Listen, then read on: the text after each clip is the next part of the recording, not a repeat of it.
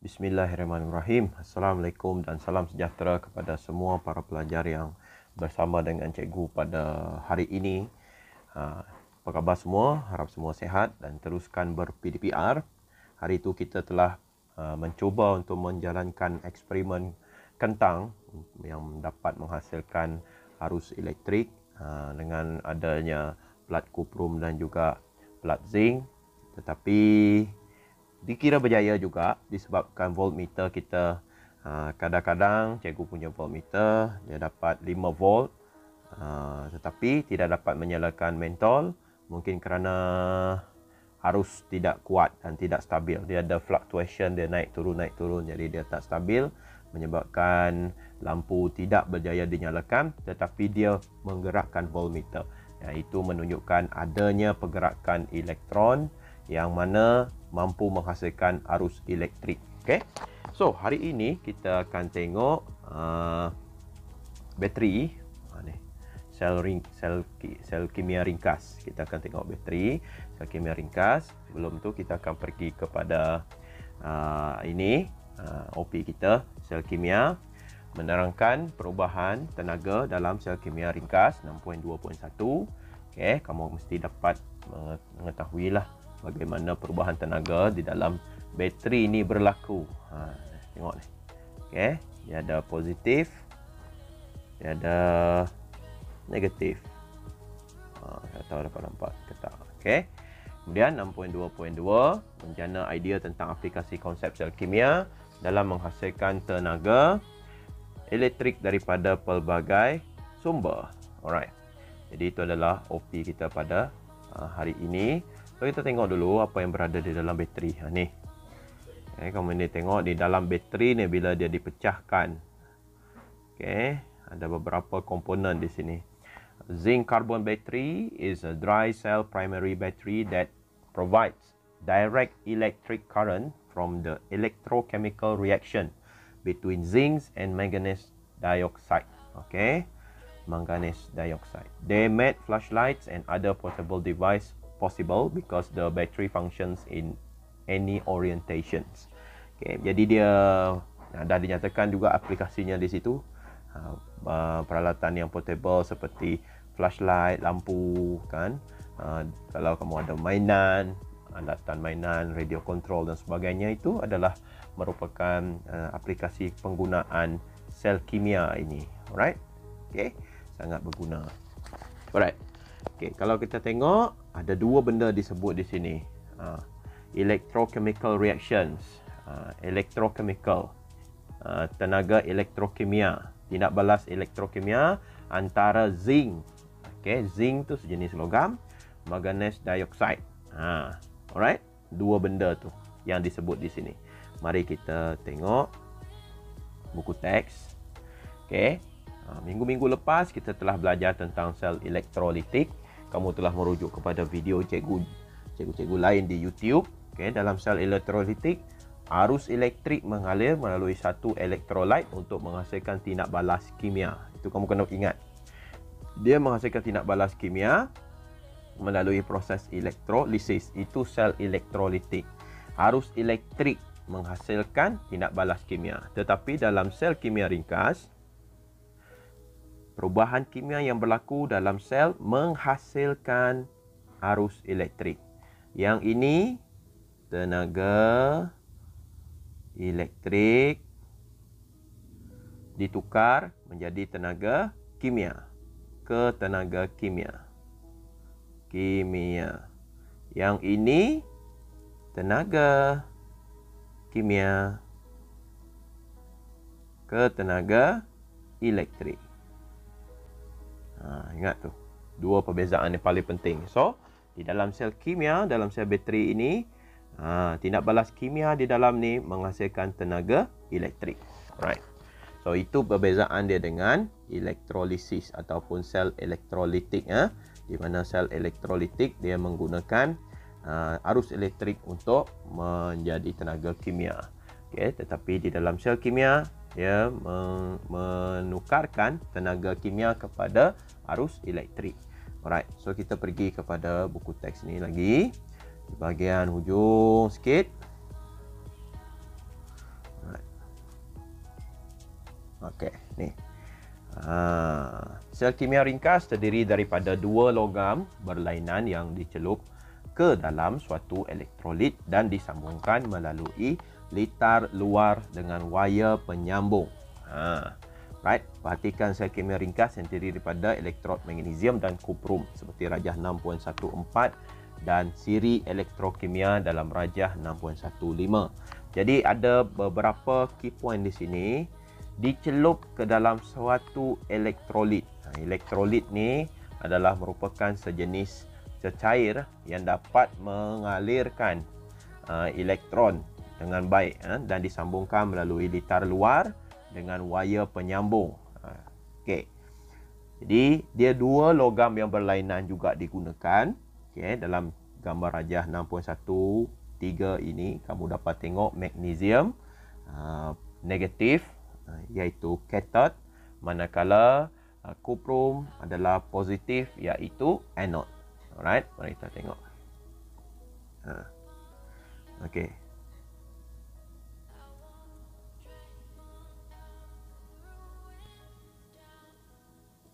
Baik, kalau kita tengok di dalam buku teks ini, alright, kita diberi rajah 6.15, siri elektrokimia menunjukkan susunan ion mengikut keelektropositifan.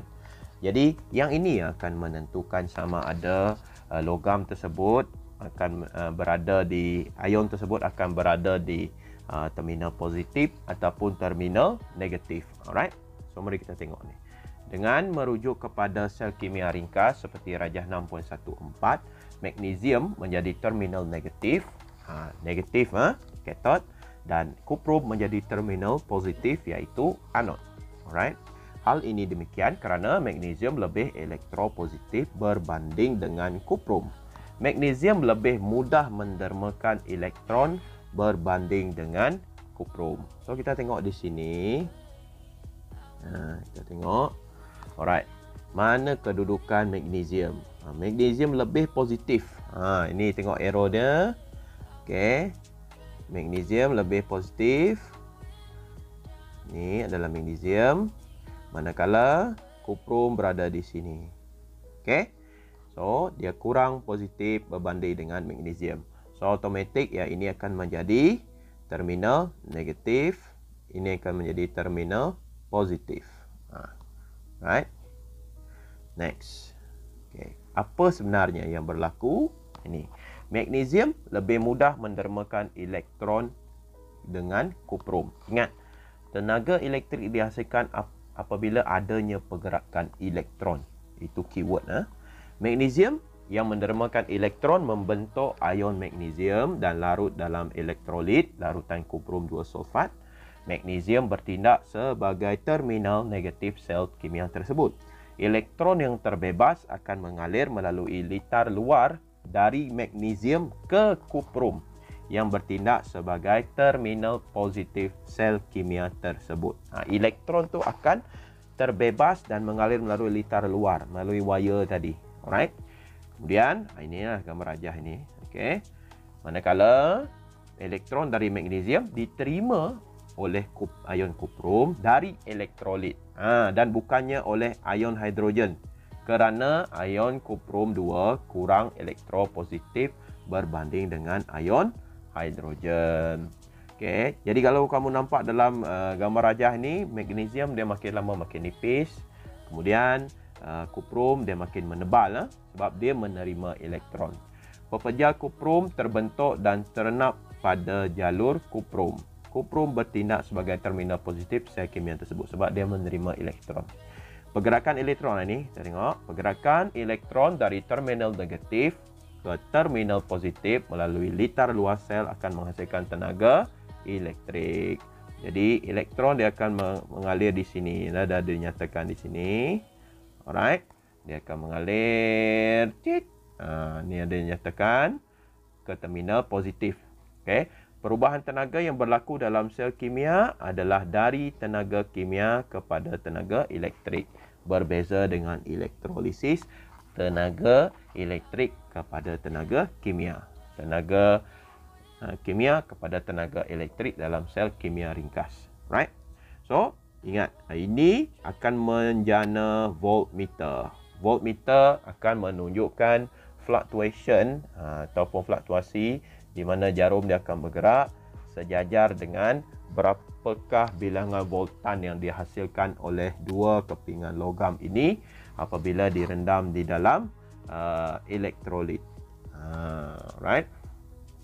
Jadi apa elektrolit yang digunakan tadi? Cuprum dual sulfate. Right?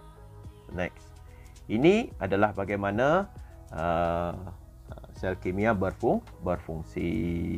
Alright, kita boleh buat eksperimen ni sebenarnya. In fact, kita pun dah buat eksperimen gunakan tang. Dia lebih kurang sama sebenarnya. Kita gunakan dua logam yang berbeza. Kita sambungkan dengan voltmeter ataupun mentol lampu. Lebih kurang sama. Kalau kita bersemuka, insyaAllah kita akan cuba buat juga. Alright, so next. Kita tengok sikit online ni. Ni ya. Okay, kamu boleh tengok di dalam bateri ada dinyatakan komponen-komponen seperti ini. Alright, carbon electrode. Alright, carbon electrode. Kita ada cathode mixture, manganese dioxide. Okay, carbon electrolyte. Kamu boleh tengok di sini. Kemudian kita ada anode, zinc. Zinc ni positif. Okay, manganese dioksida ni adalah negatif. Right? Mari kita tengok. Sekejap. Kalau kita tengok di dalam siri elektrokimia, kedudukan magnesium lebih tinggi berbanding dengan zinc. Kita tengok zinc. Zinc dia di sini, manakala magnesium dia di atas lagi berbanding dengan ion zinc ini. Jadi yang mana lebih mempunyai elektropositifan yang tinggi, itu adalah magnesium. Alright. Jadi begitulah yang ditunjukkan di dalam website ini, di mana cathode adalah manganese iaitu negatif seperti ditunjukkan dalam diagram tadi. Alright, manakala anode dia adalah zinc yang akan menerima elektron. Alright, dan karbon elektrod ini dia sebenarnya menghubungkan apa fungsi karbon elektrod yang berada di bahagian tengah ini. Alright, yang berada di bahagian tengah ini fungsi dia adalah cikgu dah search untuk kamu. Ini. The purpose of the carbon rod is simply to allow the flow of electrons. Dia menggantikan wire. Dia macam berada di bahagian luar. Kalau kita ada litar yang kita buat tadi, yang ada ditunjukkan di dalam buku teks ini, okay, fungsi carbon rod ini adalah untuk mengalirkan elektron. Okay, the carbon powder will increase the electrical conductivity of the manganese. Okay, and retain the moisture of the electrolyte. Alright. Habis yang tu, baru kita pergi ke sini. Last OP kita adalah aplikasi konsep kimia untuk menghasilkan tenaga elektrik daripada pelbagai sumber. Dapatkah buah-buahan atau bahagian tumbuhan lain dan air laut digunakan untuk menghasilkan tenaga elektrik? Mari jalankan aktiviti 6.3 untuk menjanakan idea bagaimana konsep sel kimia diaplikasikan untuk menghasilkan tenaga elektrik daripada pelbagai sumber. Alright, ini air laut. Menghasilkan tenaga elektrik daripada buah-buahan atau bahagian tumbuhan. Okay, sebenarnya dapat. Alright, sebab itu wujudnya eksperimen kentang yang cikgu telah tunjukkan kepada kamu pada minggu lepas. Ada banyak sebenarnya eksperimen yang telah dijalankan di mana tumbuh-tumbuhan ataupun buah-buahan ini berjaya menghasilkan tenaga elektrik dengan syarat adanya bahan seperti plat logam yang ditunjukkan di dalam rajah 6.15 rajah 6.14, dan kamu kena mengetahui tentang siri elektrokimia yang menunjukkan susunan ion mengikut ke elektropositifan. Sebab dua logam yang digunakan mestilah mempunyai ke elektropositifan yang berbeza. Alright.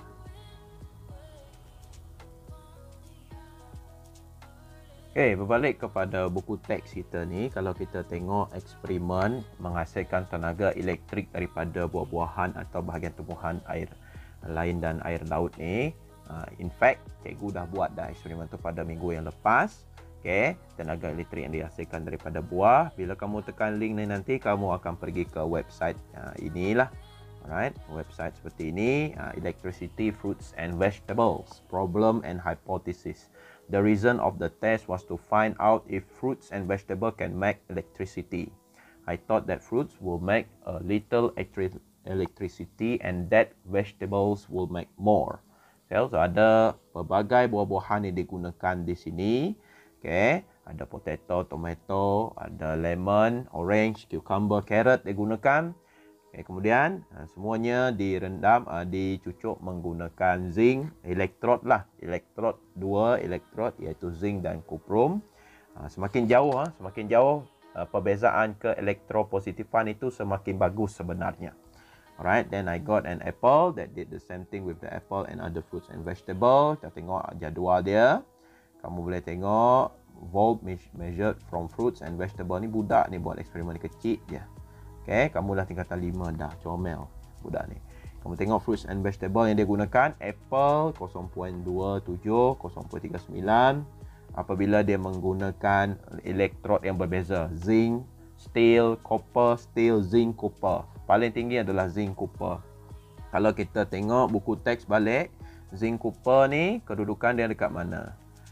Ni tengok kuprum bawah sekali. Hampir ke bawah. Okey, nombor 2 dari bawah in fact. Kemudian zinc 1 2 3 4 5, yang kelima daripada ion kuprum. Alright. Jadi tengok apa yang dihasilkan oleh apa yang ditunjukkan oleh voltmeter pelajar ni. Kamu boleh tengok yang mana paling tinggi dekat sini adalah apple. Buah apple dapat menjanakan tenaga elektrik, dapat menggerakkan voltmeter tu dengan lebih tinggi lagi, 0.82 dia dapat. To finish the experiment, we measured a 9 volt battery. It measured 9.1 volts and we measured copper and copper in a potato, then get 0 volts. Maksudnya logam yang sama, kuprum dengan kuprum, 0 voltan dia. Conclusions: all fruits and vegetables that we test can make electricity. The electrodes react with the juice inside the fruits and vegetable to create electricity. The best electrodes are zinc and copper. The best fruits is an apple. The best vegetable is a carrot. The further apart the electrodes, the more electricity it will make. Okay, semakin jauh elektrod yang digunakan tu, semakin banyak tenaga elektrik yang dihasilkan. The best result was zinc and copper on the opposite sides of an apple. If all the same size, the apple would be the best still. Apple ni adalah yang paling bagus sekali lah. Dia mendapat apple yang paling bagus. Hari tu kita guna potato silap. Potato. Kenapa cikgu pilih potato? Next time kita cuba apple. Ini satu lagi laman web.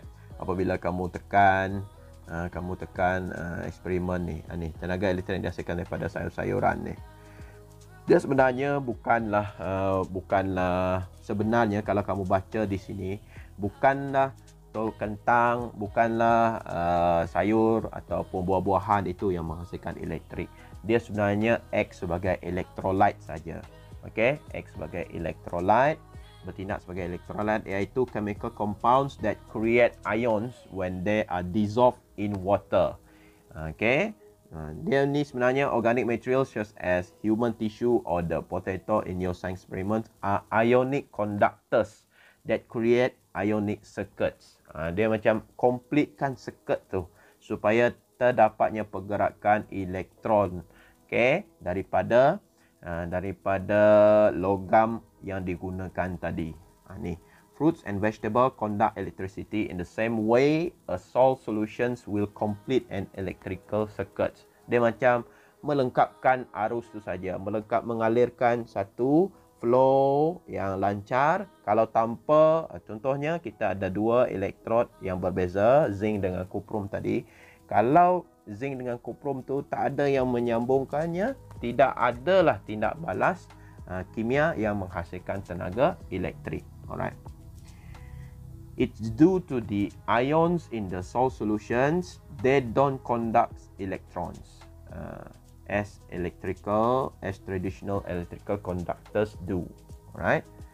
An ionic conductor contains positive and negative charge, otherwise known as charged ions, that move freely when they come into contact with a voltage. For example, when table salts dissolve in water, the sodium and chloride, which have opposite charge as Na plus and Cl negative, create an ionic solutions. These ionic solutions are called electrolytes and can be found in every living thing. Because of this, technically, any fruit or vegetable could become an ionic conductor, but some are better at it than others. This is also why salt water or unfiltered tap water are better ionic conductor than filtered fresh water. Okay, sebab banyak garam, ion di dalam tu menyebabkan dia lebih bagus menjadi konduktor elektrik. Ada lagi tak? The best food battery is any fruit or vegetable that has high levels of superconductive ions, such as potassium or sodium, and the proper internal structure to create a working current. Potatoes which have homogeneous structures and pickles which have high level of sodium and acidity are good example of such foods. For an extra electrical ohm, you can soak your potato in salt water before setting up the potato battery experiment. Okay, in contrast, tomatoes have unorganized messy inside and often leak, and even an orange which has high level of potassium won't work well because the flesh of the fruit is divided into internal compartments, and this create barriers that block the current. Dia semakin bulat, semakin lancar, tidak ada barrier dalam buah-buahan tu, lagi lancar pergerakan ion, pergerakan elektron. Okay, jadi menyebabkan elektrik tu lebih tinggi dihasilkan. Fruit and metal. Some fruits and vegetable may be chock full of superconductive ions, but you'll need a few more materials to turn this food into batteries. The voltage from the battery comes from electrodes made of two different metal. Okay, kalau kamu gunakan paku dengan paku yang sama, hari tu cucuk kentang pun tidak ada bacaan pada voltmeter. Alright, such as copper and zinc. You can easily make a potato or pickle battery using a copper penny and galvanized nail. The fruit or vegetable can conduct on its own. Can conduct, maksudnya tak boleh. Dia tak boleh menghasilkan arus elektrik itu sendiri. It needs something to drive the ions. When you insert two different metals and connect them with wire, you create an electrical circuit. Then, when this material is brought in contact with the electrolytes, the battery reaction starts to generate the voltage. Because of the difference in electrical potential energy between the two metals, the positive and negative ion will begin to move freely. Adanya pergerakan ion ni, adanya pergerakan elektron, barulah adanya tenaga elektrik. But you could a potato battery power. But could a potato battery power, for example, a phone? Probably not. A potato battery can produce only about 1.2 volts of energy. Hari tu cikgu dapat sehingga 5 volt sekejap, lepas tu turun ke 3, lepas tu 2 point lebih. Lepas cikgu boil dia, didihkan. As Kitab said, you will need to link many potatoes batteries in parallel to create enough of a current battery, a current to charge a device like phone or tablet. At that point, it's probably just easier to use your phone charger. Terlampau banyak potato yang digunakan. Hari tu cikgu gunakan 5 biji potato, dipotong kepada 2, pun tak dapat menyalakan mentol yang 1.5 volt. Something tak betul lah di situ. So better gunakan bateri yang kecil ni saja daripada menggunakan 5 biji potato atau 10 biji potato untuk menyalakan sebiji lah mentol lampu 1.5 volt yang comel tu. Jadi dapatlah disimpulkan Tindak balas kimia di sini, di dalam elektrolit ni antara magnesium dan kuprum akan menyebabkan pengaliran elektron, di mana magnesium menermakan elektron kepada kuprum melalui litar luar. Ingat, inilah yang menghasilkan tenaga elektrik. Jadi, dia bermula dengan tenaga kimia yang berada di dalam larutan kuprum 2 sulfat ni yang menggabungkan yang di mana dua elektrod ini terendam, magnesium dan kuprum. Perubahan kimia pergerakan ion. Kedua elektrod ni dia akan menarik charge ions kepada side masing-masing.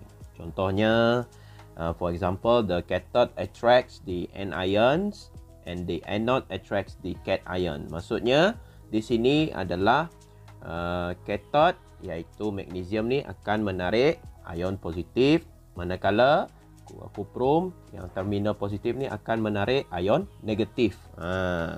For example, the cathode attracts the anions and the anode attracts the cation ion.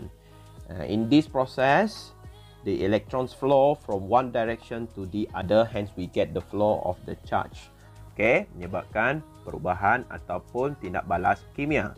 Okay, tindak balas kimia ni pula juga menyebabkan pergerakan elektron melalui litar luar yang akan menghasilkan tenaga elektrik. Jadi ingat, sel kimia ringkas adalah tenaga kimia ditukarkan kepada tenaga elektrik. Manakala sel elektrolitik adalah tenaga elektrik ditukarkan kepada tenaga kimia. Itu saja. Alright, jadi itu saja sesi PDPR kita pada hari ini.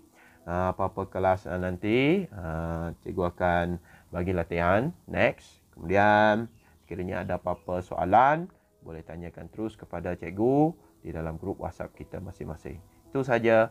Assalamualaikum dan salam sejahtera.